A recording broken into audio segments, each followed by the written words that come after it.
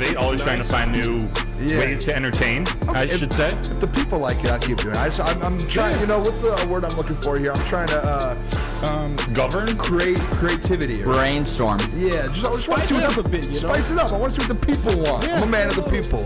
Booner's a man of the people. Just want to cook it up as Jalen's doing over there. But we're going to get into the injury report. If you guys haven't yet, hit that like button for us.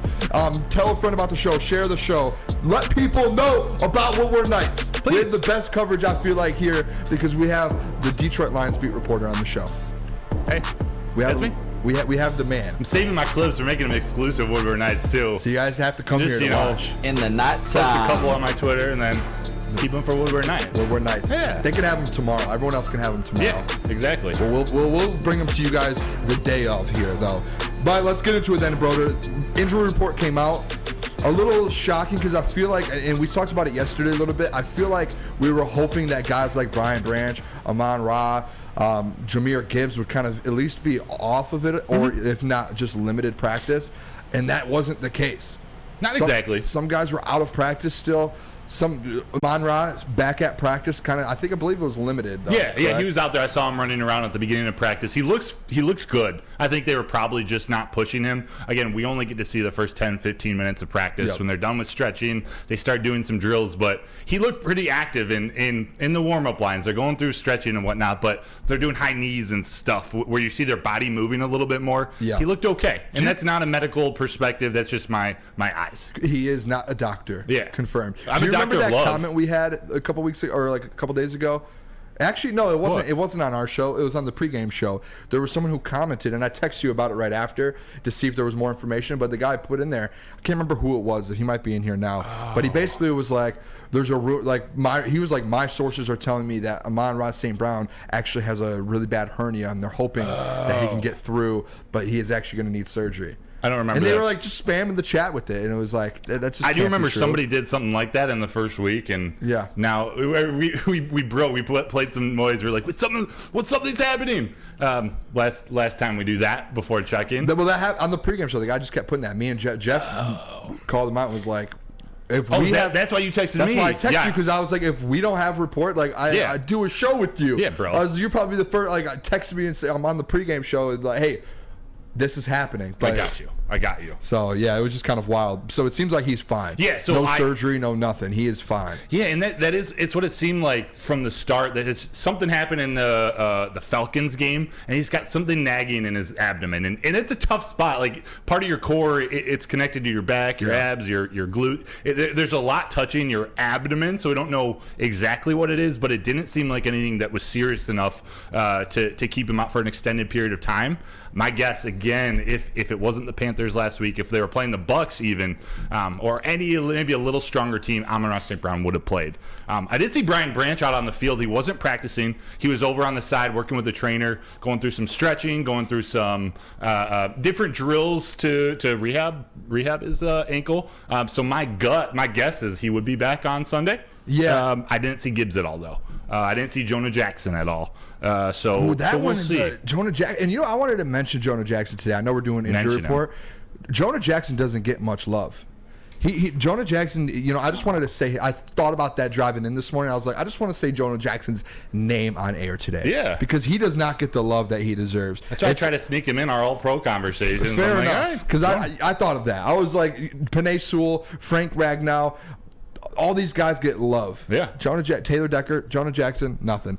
And Jonah Jackson's going to be the next one of them to get paid. Yes, he will. And it could be a pretty hefty contract. So here's the practice report here for today on Wednesday, October 11th. Brian Branch, no practice, ankle injury. Jahmyr Gibbs, hamstring, no practice. Jonah Jackson, looks like it's ankle, no practice. Zonovan Knight, we saw him get hurt in the game, the shoulder, no practice. James Mitchell, no practice. Obviously, Mosley, I'm sure they're going to put him on the IR, and he'll be off this in a little bit. Yeah. Taylor Decker, limited practice still. I feel like that's fair with the ankle. Just keep healing. Yeah. Oh, yeah. My guess is it's just a rest day, even though they didn't say it like they do for Frank Ragnow. Yeah. I guess it's just it was a pretty bad ankle injury, so any chance they have to just give him a day off, they're going to give it to him. Yeah, they're not worried about him. He's on that Frank Ragnow kind of thing the rest of the season, it feels like. And that's the benefit of having these guys who've played together before. They're veteran offensive linemen. You don't have to worry about the communication or being ready to go mentally, physically for the game, just medically. That's I like this one here. Yeah. Your guy, Yes. kind of the special teams specialist. Yeah. Khalil Dorsey is back at practice day, full practice. Yes. Through his pain, he's back. That is exciting to see. I'm waiting to see what's his name on it, man? Josh Pascal, or just see him limited or something. Yeah, but the more we talk to Dan Campbell, I think everybody saw in his press conference, Josh Pascal, he's closer than maybe we thought when he first got hurt. Thought he was going to be out for an extended period of time. Looks like he might be back. I don't know if they try to rush him back with the record as it stands right now. Do they rush him back before the bye week? Like even if he could be ready for that Monday night football game? Monday after Monday night. Yeah, so it'll be 3 more games: Tampa, Baltimore, Raiders. Raiders is the Monday night. Then you have a bye week. Yeah. Also, we'll talk about it later. Within that bye week is the trade deadline. Nice little bonus for the Lions there. And then after they got the Chargers. So maybe it's depending on how these next 2 games go. If the Lions lose 2, do they bring him back? Maybe not early, but bring him back for that Monday night game to try to make sure they get that win against the Raiders. Who knows? So this is actually a great question. Big V's fully back. Yeah. Full practice. Yeah. He's not even on the report. So he could have played this weekend. He's one of the. That's why these thoughts are in my head now. Like he could have played. So they're being strategic about when they're bringing these guys back. That's like good to hear. they thought something about the Panthers enough where, all right, let's not start Big V. If we need him eventually, maybe he could go in, but he doesn't need to. So let's hold him off. Let him get healthy. That's actually really good to hear. You know what, too? I heard today on E&E. I don't know if you turned into Ermanni and Edwards today with Maz. Dan Miller was on. And he kind of spoke about, they asked him a question about what the depth means for this team with injuries. And now guys are starting, you see here, guys are starting to get back to practice that were out. And he even mentioned, too, there are some position groups to where you have that injury kind of that window. Not window, but that cushion to where if a guy goes down, like a Tracy Walker. He brought that example up. Tracy Walker, he was a former captain, former leader on this Lions team before he got hurt. And you bring him back, and like CJ goes down, you have that piece. That's your backup. Yes. So he was just kind of talking about and bringing up different position groups around this team have that type of backups. And I think that's where I'm at with this is if these guys start getting healthy that we see on the report now, it's going to be a scary football team. And that kind of leads me to this is we're already – yesterday we did our power rankings, the 5th best team in the NFL. I think we both agreed on that. Or I had them at 4, you had them at 5. I do believe once you get these guys start coming back, you saw what they did to Carolina without majority of these starters. Those guys get back. This is a really scary football team. Very, very scary football team. That was the tough part after the Seahawks game week 2 when most of the injuries happened. They were we saw they were 2 big names. They were 2 contributors, guys who we expected to keep playing, and then to go on this run after that. It makes me optimistic for the rest of the season. Yeah. You know, as we talk about the trade deadline, going after edges, cornerbacks, wide receivers, James Houston might be back later on this year. I'm hopeful that he's back. If it's a late playoff. Exactly. So it's like, do you go get that edge rusher? Do you think James Houston could be that guy when he comes back? How you feel about Josh Pascal coming back? So I think I feel good about him coming back. I don't know when it's going to be. They say he's closer than maybe we thought.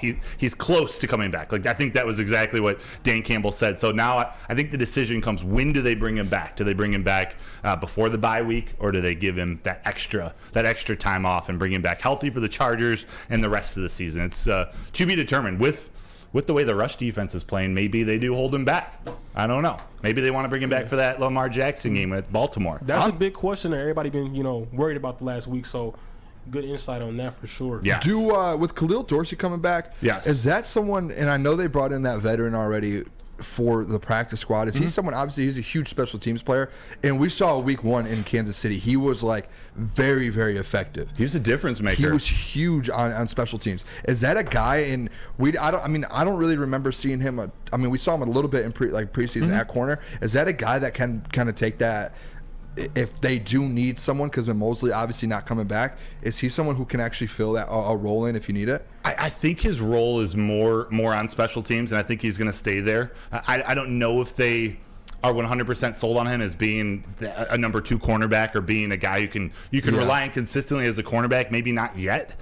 He's very talented. He's very athletic. His value right now is on kick coverage and on kick return. He was a guy who was slated to be their top kick returner. And I know this is a crazy comp, but this CJ Gardner-Johnson said this in the locker room before he got hurt. When he was giving out nicknames that day, he was just talking about all these different players, and he said he compared Khalil Dorsey to Devin Hester.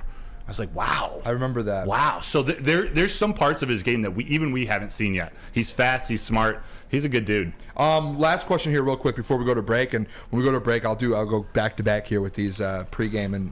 But Coach Walk has asked a couple times here already, brother. What part of what did Pascal injure? What was the injury? Was it his ankle? Oh no, it was a groin injury. That was a groin. That was why it was worrisome because he had. Was it a back injury coming out of Kentucky or knee? He's had some injury history. So when you hear groin and not ankle, knee, not that a knee injury is good, but like groin is one of those things you worry about hernias. Maybe he had a hernia at Kentucky. I can't remember. Don't quote me on any of this. I don't know actually here because I'm seeing here. Unfortunately, Pascal would suffer a knee injury, so I'm not. I think it was knee. Maybe it was groin out of Kentucky. I might be messing this up here real quick. You're right now because I'm seeing groin here. I think it was groin earlier in his last season, and then I think it was knee coming in here to this one. My apologies. So it's knee, Coach Walk. I believe it's the knee.